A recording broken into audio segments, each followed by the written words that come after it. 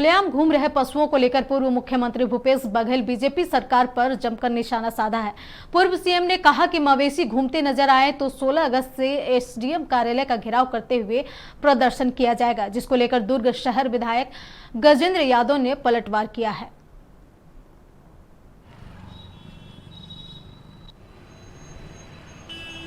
आज पाटन विधानसभा के कार्यकर्ताओं की बैठक मेरे निवास में हुई और सभी साथियों ने चिंता व्यक्त की कि ये जो छुट्टा जो जानवर है उससे लोग परेशान हैं, क्योंकि अब रोपाई हो चुका है। किसान परेशान है अपनी फसल बचाने के लिए, और फसल बचाने के लिए किसान एक गांव से जो छुट्टा जानवर है उसे पकड़ के दूसरे गांव ले जाते हैं, तीसरे गांव छोड़ने जाते हैं, और ऐसे करीब करीब अधिकांश गांव की स्थिति है।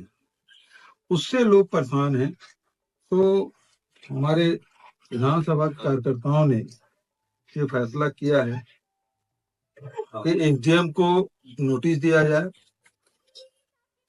15 अगस्त तक के जो छुट्टे जानवर है उसकी व्यवस्था कर ले, नहीं तो 16 तारीख को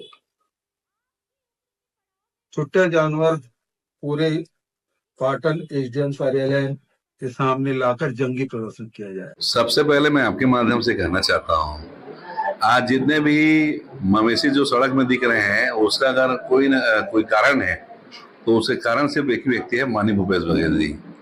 जबरदस्ती जो गांव में जो समाज के द्वारा, गांव किसानों के द्वारा जो व्यवस्था थी, उस व्यवस्था को छिन्न भिन्न करके उन्होंने रेखा चौका नाम का एक बहाना आड़ लगाया, और रेखा चौका का दुष्परिणाम ये हुआ, लोगों ने चरवाहा रखना बंद कर दिया कि सरकार चरवाहा रखेगी। लोगों में एक भ्रांतियां फैल गई कि अब चरवाने का काम गांव वाले नहीं करेंगे, काम सरकार इस काम करेगी रेखा चौका के नाम से। लोगों ने चरवाहा रखना बंद कर दिया। उसका दुष्परिणाम ये होगा कि मवेशी पालकों ने बिना चरवाहा को मजबूरी में जानवर को छोड़ना पड़ा।